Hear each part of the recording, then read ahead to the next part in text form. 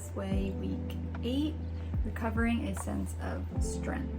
I am in the process of reopening my online shop, so I'm working towards that. I had a bunch of listings that I was drafting and getting, fine-tuning all the descriptions and attributes and everything like that. So that's been very time-consuming, but I had a lot of free time at my parents', so I, took advantage of that.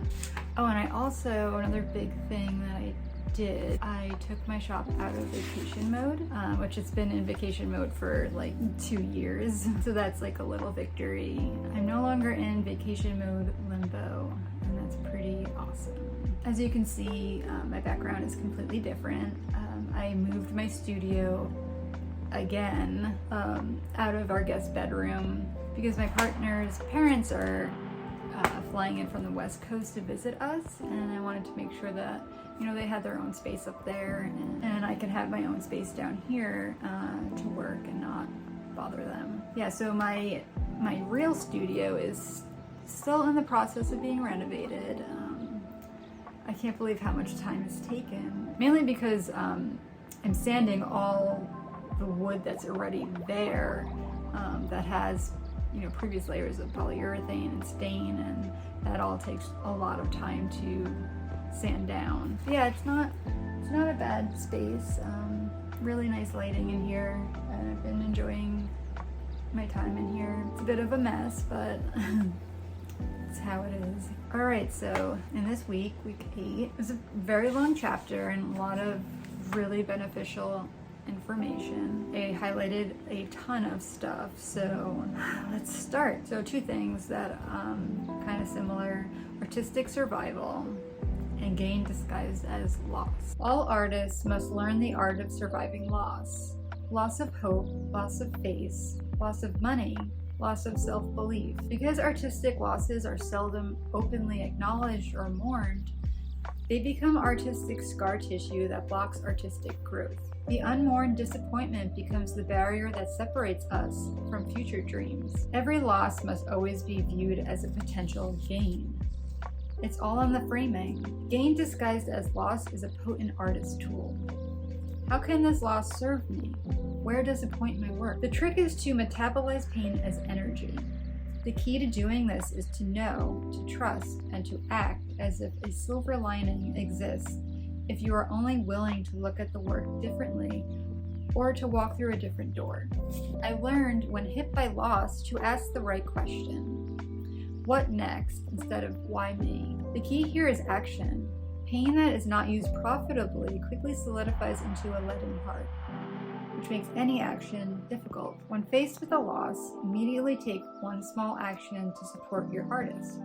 Even if all you are doing is buying a bunch of tulips and sketchpad, your action says, I acknowledge you and your pain. I promise you a future worth having. That all reminded me of what I was kind of touching upon on week 7 about the group art show that I entered at a gallery.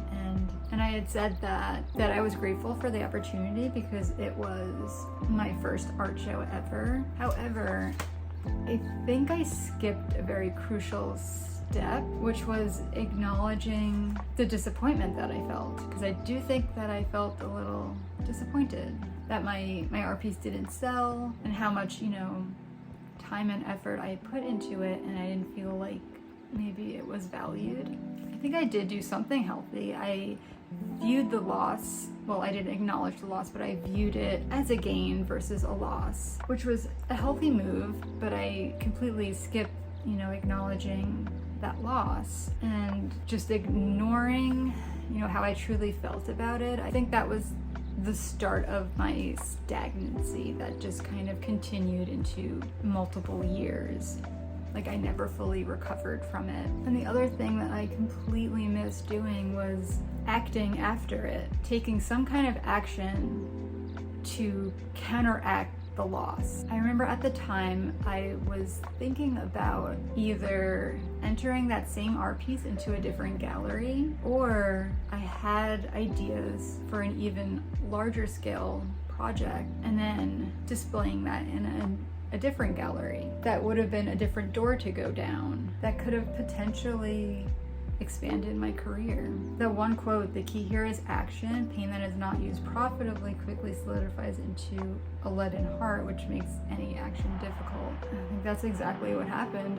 Any action became so difficult after that point. Obviously, it's no point in dwelling in the past, but that whole section made me kind of self-reflect on that whole situation, which I think can be beneficial to moving into the future, so that when I get hit by a loss, I know how to handle it differently this time in a way that benefits me as an artist and propels me even further. The next topic in week 8, age and time, product and process. At the heart of artistic avoidance is the denial of process. We like to focus on having learned a skill or on having made an artwork. This attention to final form ignores the fact that creativity lies not in the done but in doing. Focused on process, our creative life retains a sense of adventure. Focused on product, the same creative life can feel foolish or barren. We inherit the obsession with product and the idea that art produces finished product from our consumer-oriented society. This focus creates a great deal of creative block. We as working artists may want to explore a new artistic area, but we don't see where it will take us. We wonder if it will be good for our career. Fixated on the need to have something to show for our labors, we often deny our curiosities. Every time we do this, we are blocked. So back when I was selling my creations more consistently, I remember making a lot of the same thing that I knew would sell and just kind of focusing a lot of my time on that. I make these like terrarium jewelries with little bird's nest fungi inside. It's always been something that people really liked and I enjoyed doing, of course. But when you're doing a lot of like the same thing, over time it becomes really, really boring. You're not expanding much. Your brain goes on autopilot when you're creating a lot of the same stuff. It's nowhere near the same as when you're diving into like a brand new project that you've never done before and how exciting that is. So yeah, this was an instance where I was very focused on the final product. As I'm going back into selling again, I really want to be aware of this because I know it has been a previous block of mine, to have fun with the process and just creating for the sake of creating. That's where so much of the magic and the spark happens, and I want to focus more on that. I do want to be, more open to trying out new things so that I don't get stuck, making the same thing all the time. I've said it before, it's really, really boring and uninspiring, and I want to follow all those curiosities that I have that are, really scary to try out because, I could be awful at it or it could take up a lot of time, but that's, what we tell ourselves, that, we don't have the time for it or it's not worth doing because we could potentially be really bad at it. I have, a bunch of ideas that I have never explored yet because there are so many unknowns attached to them. I don't know how it will turn out. I don't even know how to go about making some of them because I've never made them before. But the thing is, making time for those types of projects is just good for the artist's soul. It's all really exciting. It is like an adventure. And who knows, that project could even turn out better than I had ever imagined, or could turn out to be not that great, but the exploration, it taught me something. It taught me where to go or where not to go. And yes, all of it does begin at the beginning, that first big scary step. The next topic for week 8 is filling the form. What do I mean by filling the form? I mean taking the next small step instead of skipping ahead to a larger one for which you may not yet be prepared.